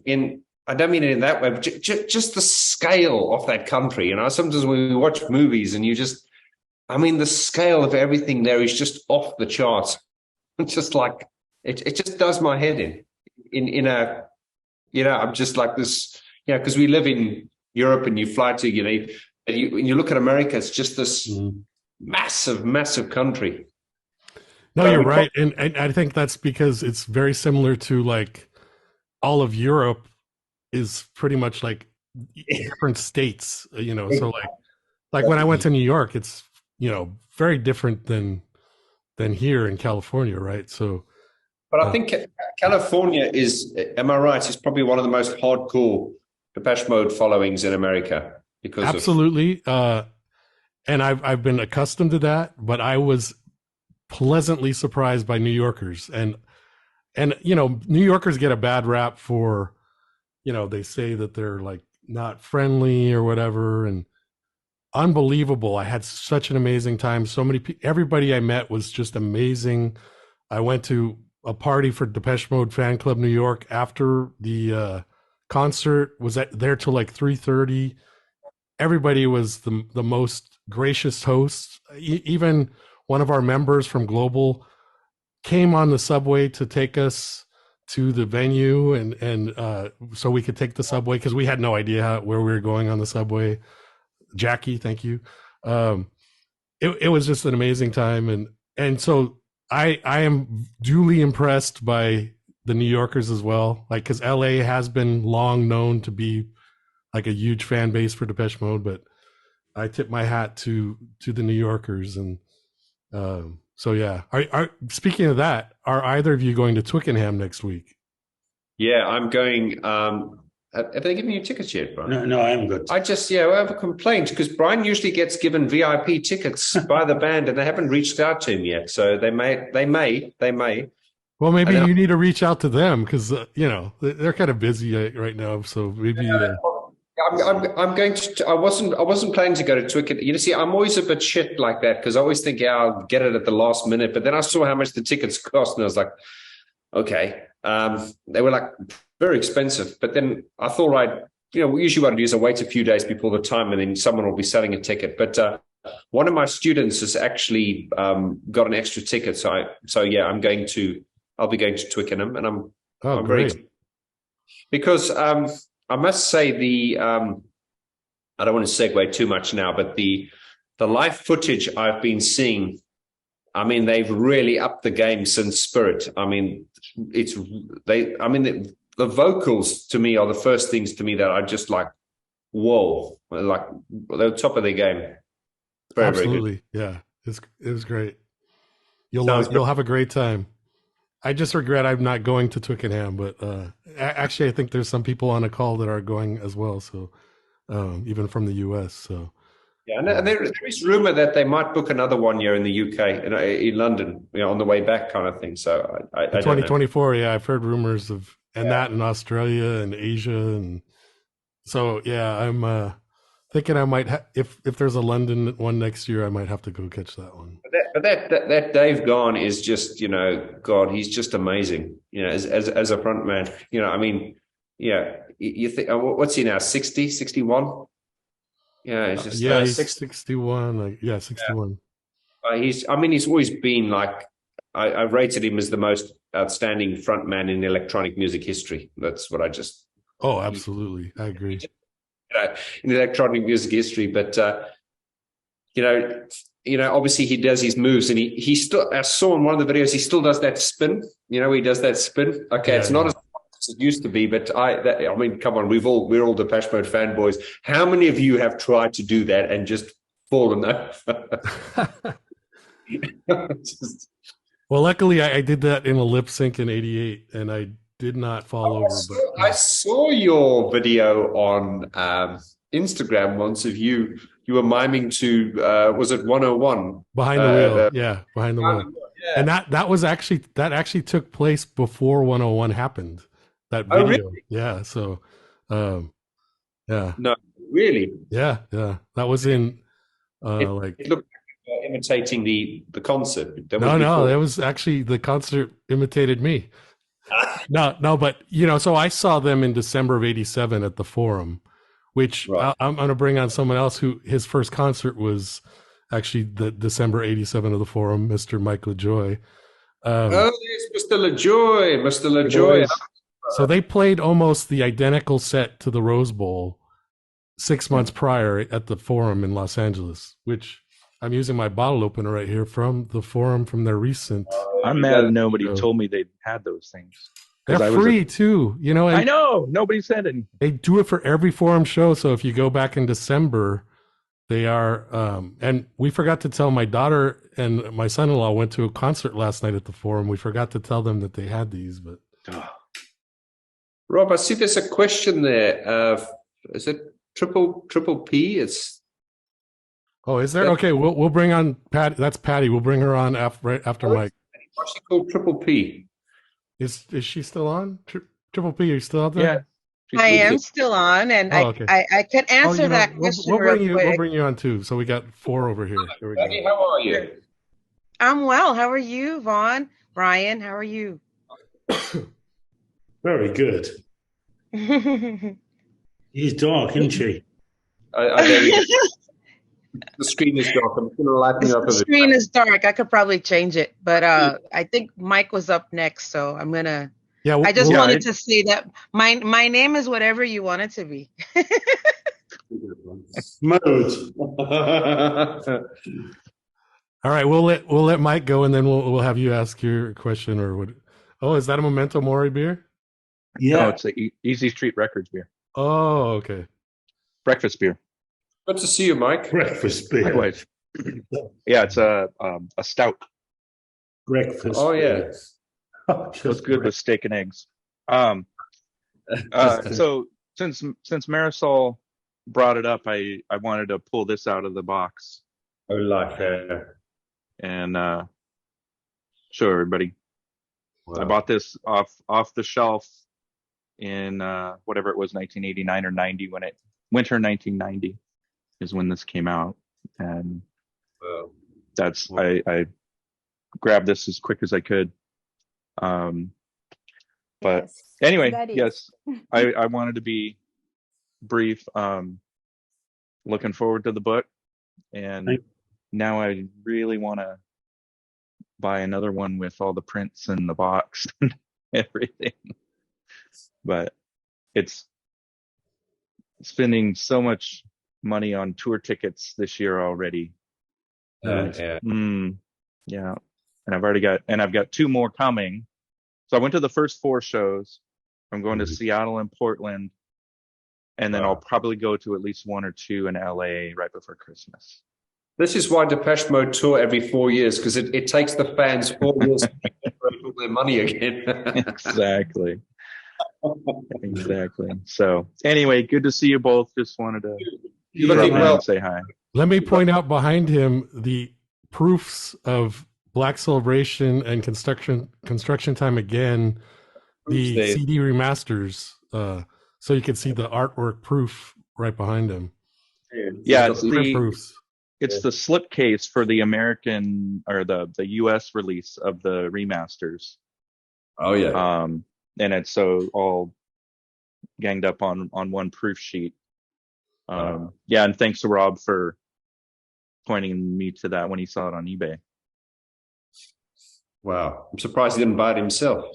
I was tempted, but as you see, I have no wall space, right? And he already had Violator, like the proof of that was signed by Alan Wilder. So I'll show you real quick. I got it right here. Ring that siren. So I figured it belonged in his collection. So yeah, that's very cool right there. I love that. Yeah. And actually, I won't pull them down, but right next to this, to the right of this, I have the 3 prints I do have from you, Brian. The Construction Time, like the back cover piece, and then Broken Frame and the Black Celebration one. So I look at those every day while I'm working right here. Oh, running out of wall space now, aren't they? Wow. Oh yeah. My whole apartment is almost all Depeche Mode stuff. Like, oh my God. Yeah. Man. Sorry. Man. Anyway, thanks again. Thanks, Mike. Cheers. Good to see you, Mike. Patty, you wanted to say something? Hello. I wanted to say hi, and I just wanted to let you know, Brian, that your work just speaks for itself. It's absolutely beautiful. I love the first 5 albums. We're still trying to figure out Speak and Spell, as I think most of the people have said already. Yeah, the swan or whatever, with the plastic and whatnot. Of course, I think the one that I love the most is the Broken Frame. And I've seen several of the pictures of the progression of it. And it's just, I fell in love with it the instant that I saw it. Enough cannot be said about that one. And Black Celebration, I think it's very mysterious and enigmatic. And of course, that also says a lot. There you go. That one was actually my first album that I actually did purchase, along with Music for the Masses. I bought them both simultaneously, but I listened to Black Celebration first.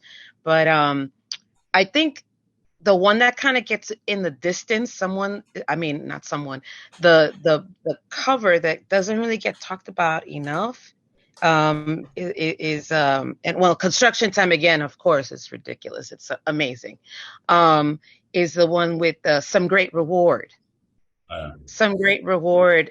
Yeah, there we go. It's not even there anymore, from what I understand. The building, like the people, I would love to know, like the people, what happened to them and whatnot, just the whole process of that, it's still an amazing album cover, but like it gets kind of lost with all the other gargantuan like covers that you've done before. So like, I just want to hear a little bit more about that cover and how it came to be. It was Roundhouse. Yeah. It doesn't exist anymore. It's a big shopping center now, mostly, called Merry Hill. Merry as in Christmas, or be merry because you're drunk or whatever. Merry Hill, Hill. It doesn't exist anymore. In their old offices, I went to see their offices many years later, and they had the album cover up on the office wall, which is very nice. They had that as part of the decoration of their offices. It It was a massive steelworks that I grew up near Merry Hill. And I grew up about a mile and a half from there, 2 miles maximum. And it's a factory that sat on top of the hill. That part of the world is very hilly. It's full of houses, full of factories, but they're all over hills. There's a castle on the hill, there's a church on the hill, and there's the big steelworks on the hill. And at the weekends, they would let their furnaces off. We called it letting the furnace off. And the whole sky would glow bright red from square mile after square mile.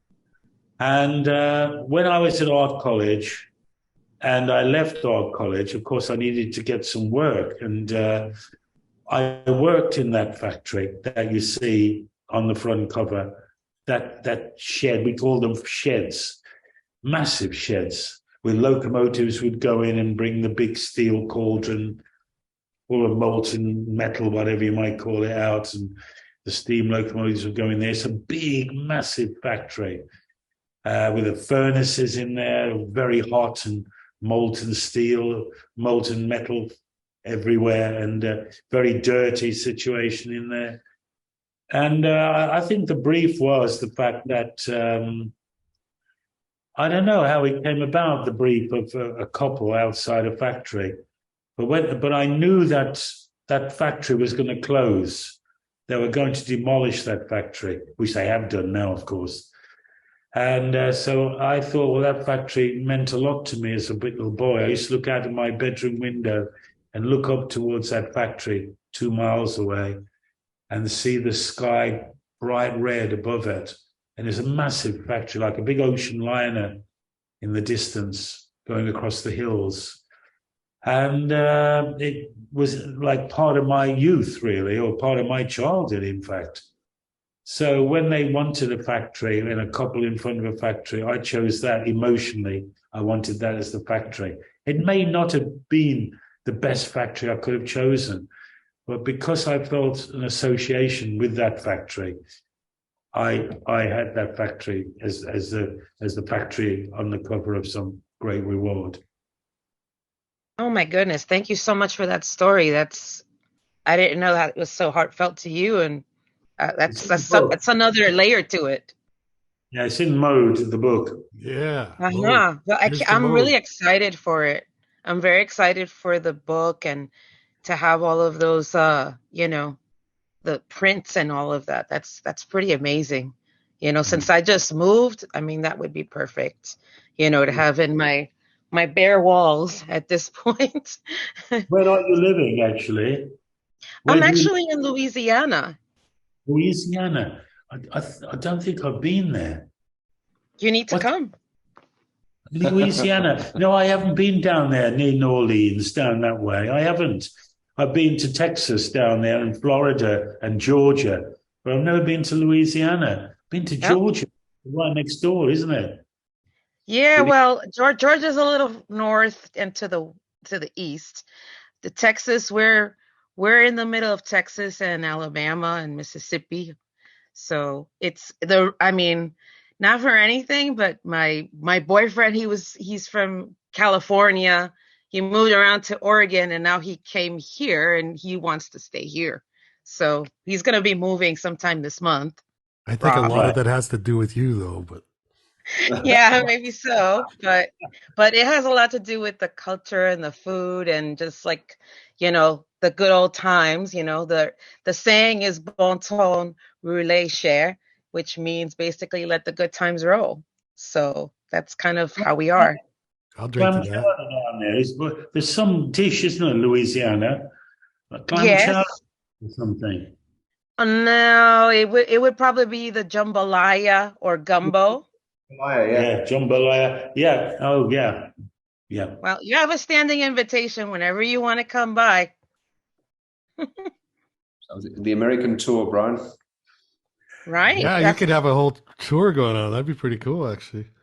Yeah, you could go to Los Angeles, stop by in Louisiana, and then jump on over to New York, because that's where I originally am from New York. Flagstaff, Arizona, don't forget Winona.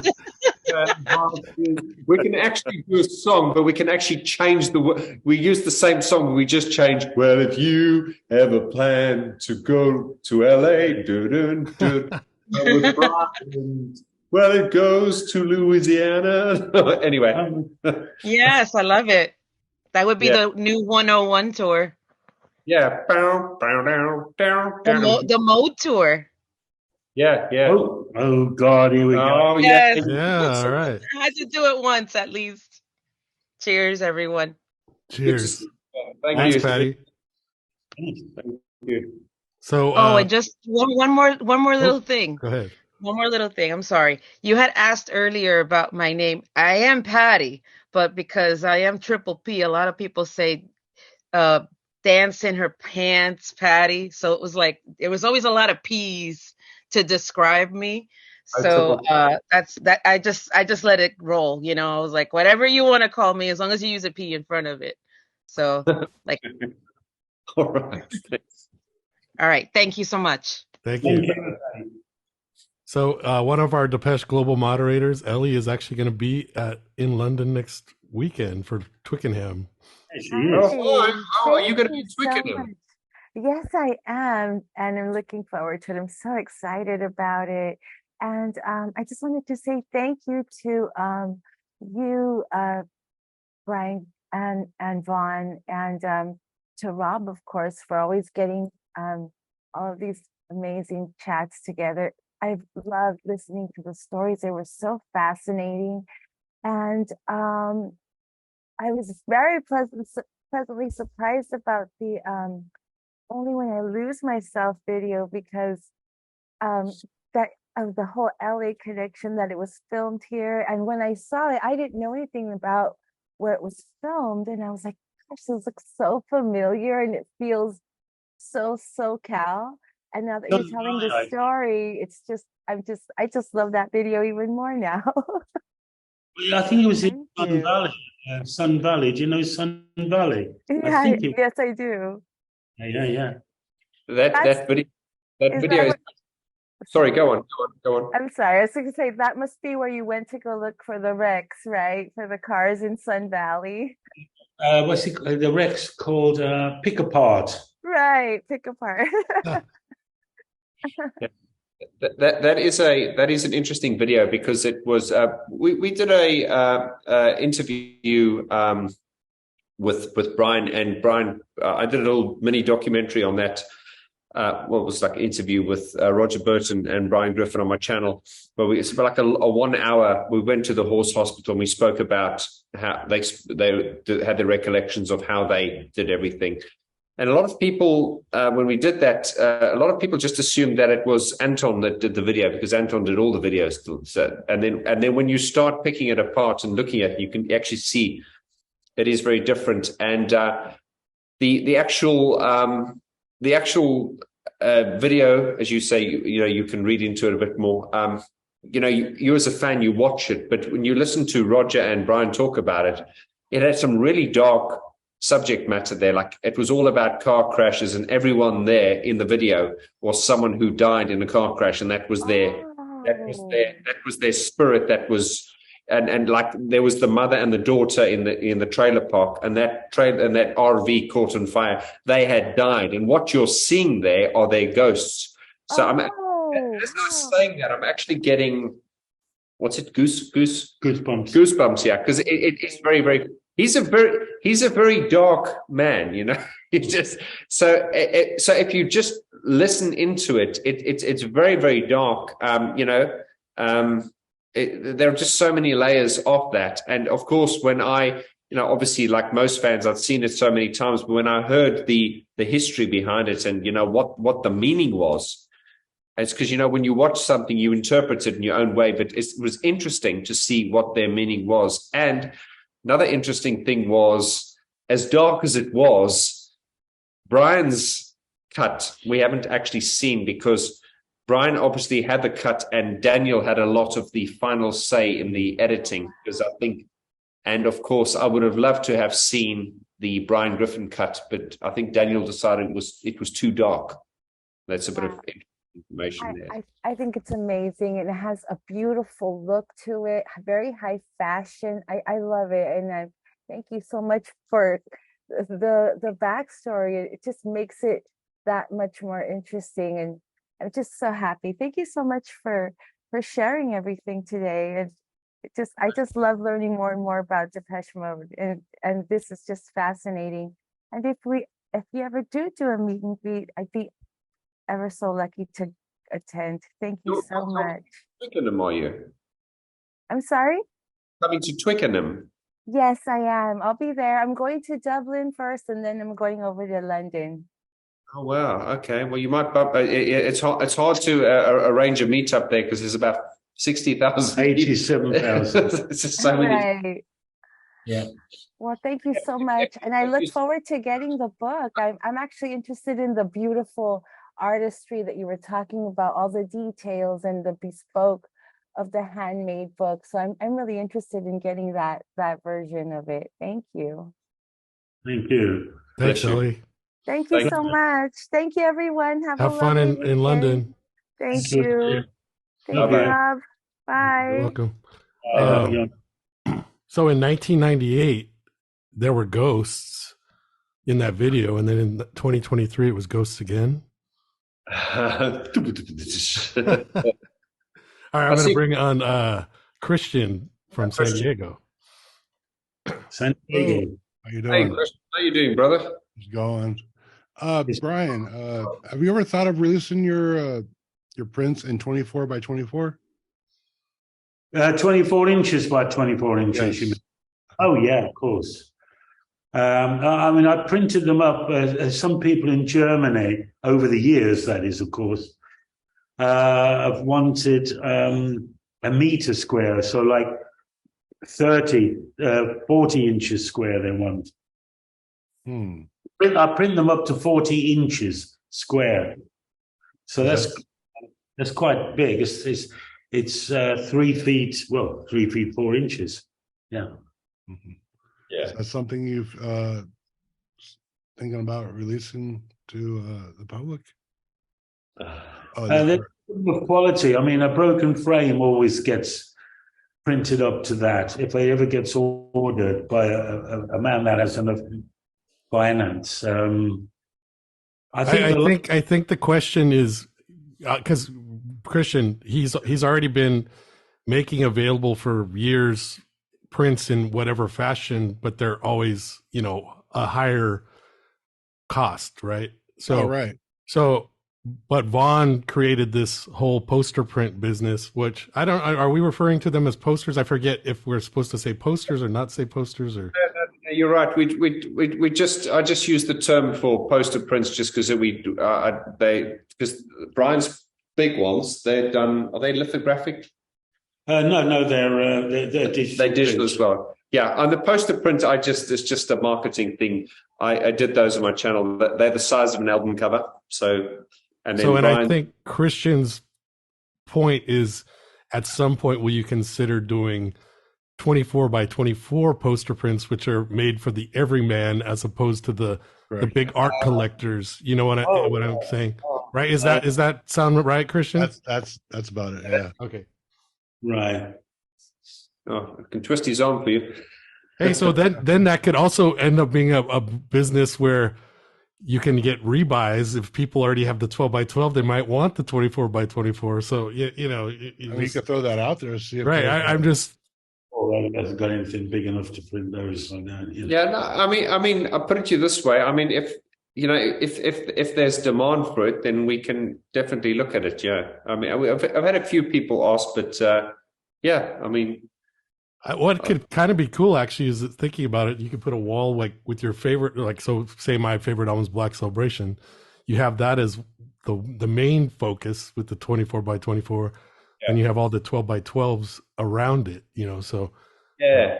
That's great. I mean, I do like the Black Celebration one. It was interesting when we did the Black Celebration one. I said to Brian, I want to include it. And he went, I don't have Black Celebration. I've only got this black and white one, which I don't think anyone's going to be interested in. And I said, I'll be the judge of that. When I saw it, my jaw dropped. I went, God. And of course, that's now the cover for Brian's book. So Yeah, it's funny, as I say in that documentary where Brian was not very, they weren't speaking badly about it, but it's like, I think just the memory of Black Celebration and the production of the album, and also when you see in the documentary of Daniel looking into that lens, going, and they were like shaking their head. It was at the time they thought this is going to be a flop, because of, I mean, look at it now. It's just, there were old-fashioned people, maybe. No, seriously, being serious about it. Maybe they weren't very forward-looking at that time. In some ways they were, but in other ways they weren't. But it's aged quite well, actually. That Black Celebration thing. I think all of them have aged quite well. I'm surprised, actually. It has aged very, very well. And also, a broken frame is, it looks like a painting. It just looks very timeless. But if you look at Black Celebration, this was the 80s where they were like big into sci-fi and stuff. So that could have aged really badly. And I think if you went through the 90s and stuff, it started looking maybe a little bit kitsch or shabby chic. But you look at it now, it just looks like timeless. I don't know. Which one's that? Black Celebration. It's aged very well, I'm saying. It even has on the slogan on the back of the album, "Life in the So-Called Space Age." Yeah. What was that on the back of the album? It says "Life in the So-Called Space Age." Oh, wow. Yeah, because this is the interesting thing. Brian is so funny. Yeah, sometimes when people buy prints, they ask for a dedication, and then someone said, and then Brian signs them, and then this person asked "Life in the So-Called Space Age," and we've had that on a few. Oh, wow. And then Brian once asked, he said, "Why do they keep saying that?" And he's like, "Oh, really?" I don't know. Well, also I'm surprised this would be a dedication. The title track from Black Celebration, one of the big refrains is "I'll drink to that." So as I will right now, but I would think people would put that on the as an inscription right there. Some people have asked for that as well. I'll drink to that. But yeah, the Space Age one, I clearly remember Brian going, "Why do people always ask for that?" So I had to explain it to him. Right. I said, "Okay, you're the guy who did the album cover, but I'm explaining it to you now."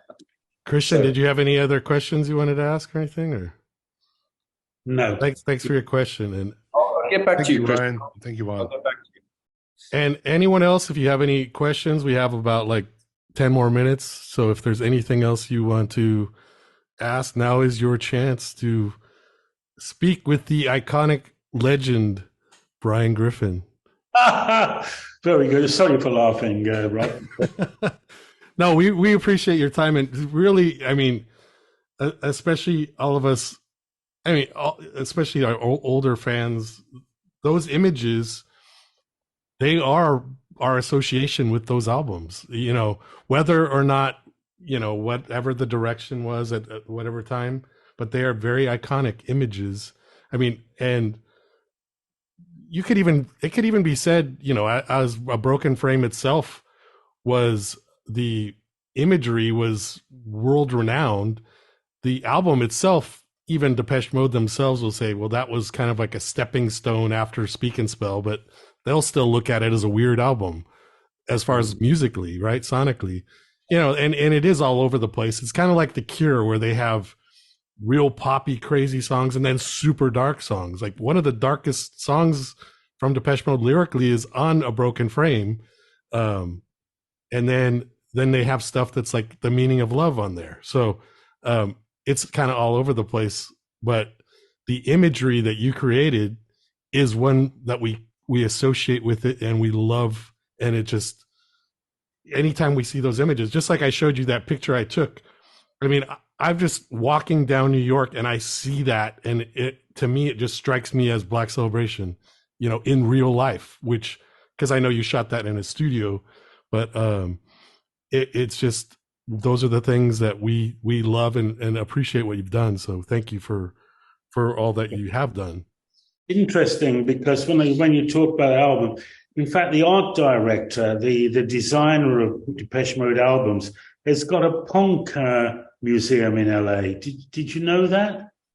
Well, there's a museum in Chicago for industrial from a guy named Martin Atkins, but I thought it was a different Martin Atkins. That's true. But it is Martin Atkins. And I think isn't it in LA or is it in Chicago? It's you in say? Chicago. But I think it's a different Martin Atkins. I was confused on that as well because his name is spelled differently. And he, like, when I see the Martin Atkins in the videos from the DVDs. Well, he's in LA. He keeps on. I saw a piece on him in LA. It's on the internet. Unless the real Martin Atkins has something different. But there's also a Martin Atkins that was a drummer in a lot of bands that is in has like an industrial museum in Chicago. Well, no, this is the real Martin Atkins because I've seen photographs of him in LA. Oh, really? Yeah, and he looks like he's had an electric shock. His hair is grey and silver, but like goes out as if he's like got electricity passing through him. He is there because I've seen only recent, about 2 or 3 weeks ago, I saw an article on his museum. Oh wow! Maybe one of you can forward that to me. I'd love to. The Punk Rock Museum. Punk Rock, I think, is museum. Huh, interesting. Up in LA, yeah.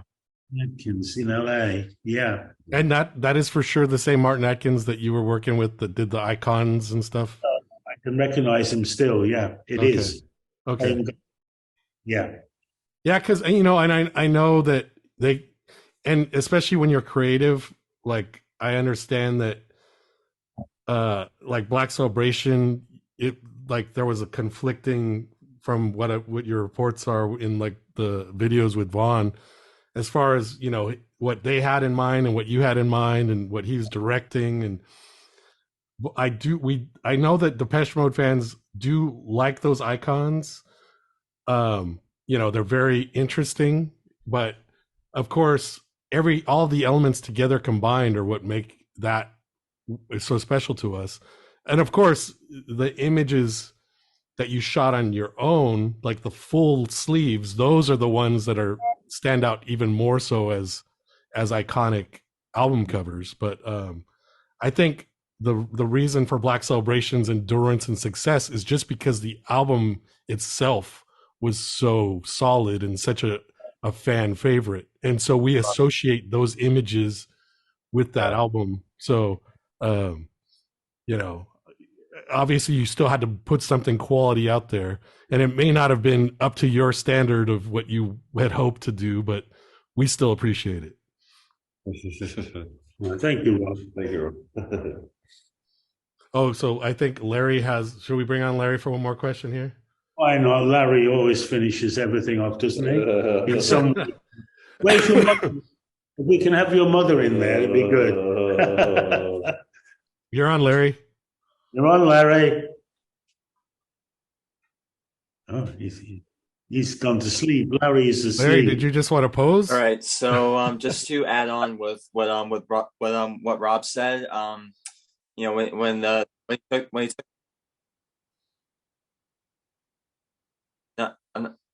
I'm awake. Oh no, go ahead. I think there was a lag on the internet. Yeah. It's kind of like a bit chopped up on my end, but to add on what Rob said, when he pulled up that image of like the building and with like the flowers. So I'm actually on vacation right now, upstate, and this is actually my second house, whenever I'm going out, like right now I'm looking outside, like the mountains. Whenever I see like the mountains, that reminds me of construction time again. And then when I see a field, well, obviously that's a broken frame. And we don't have swans that upstate here in New York, but we do have like geese. So I guess that would kind of work for speak and spell. And but like in like downstate in like the city, whenever I see a beach, that's echoing the Bunny Men's, heaven up here. And just looking at my surroundings, I can definitely see your iconic images in it.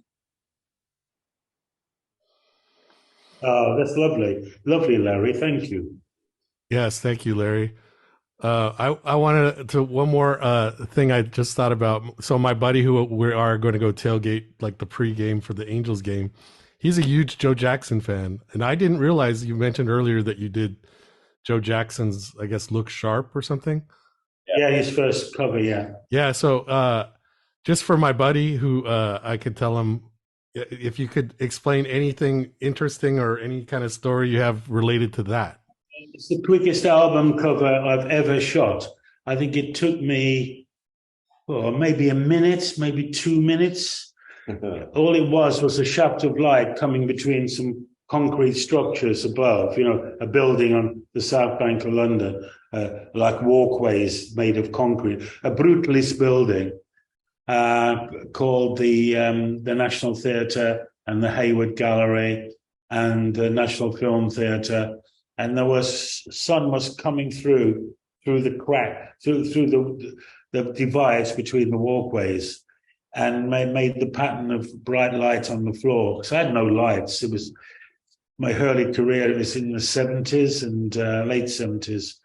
I had no lights with me. I just had a 35mm camera, and I took it out of my shoulder bag, and I said, "Joe, stand there in this shaft of light. Just stand there, Joe." And I just took a photograph quickly of his feet. And that was it. That was it, done and dusted. Well, he wasn't very happy about the fact it's like image, but Joe never liked, as a lot of artists would, it's his feet, not his face. Is that right? He's a bit of a strange man, I would think. Yeah. It made Joe Jackson then. It did, yeah. Well, it's interesting because a lot of artists have their images on the covers, but that's one thing I always loved about Depeche Mode, especially because you are the one that started that trend, that their covers were not them on the cover. It was all these interesting images. It was until Songs of Faith and Devotion. Well, I guess Catching Up with Depeche Mode was or the singles album was kind of a release where they put an image of themselves on there, but truly the only studio album that has them on the cover is Songs of Faith and Devotion. And it's a fine enough cover, but I prefer all the different cool imagery like what you had done. It would have been great to have had you been able to do another album cover for them at some point, but well, I think that just going slightly off topic, that Songs of Faith and Devotion album cover was interesting when I first saw it. I thought, oh my God, they put themselves on the cover. And I think there was a conscious decision, which was probably Anton going, let's put you on the cover for it, which was great. I'm thinking in hindsight now, if they were not to put themselves on the cover, one of the most powerful images from that whole album was that sort of that pagan woman, with the kind of crow head. That could have worked well as an album cover. Just that, the one I'm talking about. Right. They end up using that for Walking in My Shoes. Yeah, that is such a powerful. It's really sort of like pagan and almost like satanic in a way. That would have been very powerful to use that as an album cover, I think. Yeah, you're right. Yeah, I agree. Yeah. In fact, I think it's the single for Walking in My Shoes. They used that. I think that would have been a more powerful image for So Bad, I think. Yeah, I got it right here. Actually, the cassette. There we go. Yeah, or not necessarily that one, but something like that. Anyway. It's ironic as well that the one album they put themselves on the cover is the only album that they looked like that, where Dave was with the long hair and the goatee and the mustache. But if you put it in the chronology, it was the right thing to do. Never made mistakes. That was brilliant. Okay, well, Mr. Griffin. Yeah, it's been interesting, but I will still just as when we had our guest Peter Kerr on, his music videos were some of my favorites of Depeche Mode's catalog. Actually, probably two of my favorites, Shake the Disease and Stripped is my number one. Same thing with Brian's artwork. His album covers are my favorites from the Depeche Mode catalog. It's stood the test of time. It may just be nostalgia, and I guess there is an element to it. But I think there was a certain magic round about that Berlin trilogy time. With Gareth doing Gareth being the sound, Brian being the visions, and Peter Kerr doing the videos like Shake the Disease and stuff like that. There was a certain magic about that time, which I'm really really fond of. So I'm going to share real quick before we go. These are the poster cards. I've been showing them a little bit, but I got these from that Black Country Dada thing. Oh, right. And so I have them in these acrylic sleeves, so they fit them perfectly. So, but all these images are going to be in that book Mode, right? Yeah. I have to drink now that I said that. Yeah, Daniel really liked that one, the black and white one. Yeah, that's a great image. There's actually an image in there as well, Rob, of those are great. There's an image there as well of the soldier, on the construction time again, where he's actually swinging the hammer, and you can actually see his face. Because when you're a kid and you watch that, you're always going, "Oh, why do you never see his face?" But you actually see his face on this. In the Mode book, you could see his face. Yeah. Oh, cool. Quite clearly. That's interesting. Yeah, I didn't. I'm looking forward to that. That's going to be great. Well, is it true that the guy that was striking the hammer, was that your brother? No, it was my assistant's brother. Oh, okay. I had thought it was like your brother. He was to Argentina, but he was a Royal Marine in the British Army during the Falklands War in 81, was it, or something? The Falklands War. Yeah. So he's very fit, very strong. Yeah. So one more time, I just want to re-emphasize, you can go to kickstarter.com/projects/Brian Griffin. Actually, it says Brian Griffin Dada, /mode. Yeah. So we'll have that link in Depeche Global. We'll have it under the YouTube video for this everywhere. Now is your chance to get it, as they said, at this Kickstarter price. The Kickstarter ends in a week, is that? Or right? That's right. On Thursday, I think. Yeah. Okay, so make sure you get any copies that you want. If you want the original copy, or you want that special edition, or you want to get the poster prints, any of that. We're excited to see the book, and I want to thank you guys both for joining us. And you need to get out there. We need to make sure Depeche Mode gets you to Twickenham, Brian, and Vaughn. Have a great time at the show next week. Thanks again, Rob. It's been a long time, and really appreciate your support as always, and to everyone here in Depeche Mode Global. Thank you so much. Absolutely. Thank you guys for joining us, and I think we're going to call it a wrap. So have a great night, and cheers, everybody. Mode. Let's have a Black celebration. Have a great time at the game. You can unmute and give a round of applause if you'd like. So.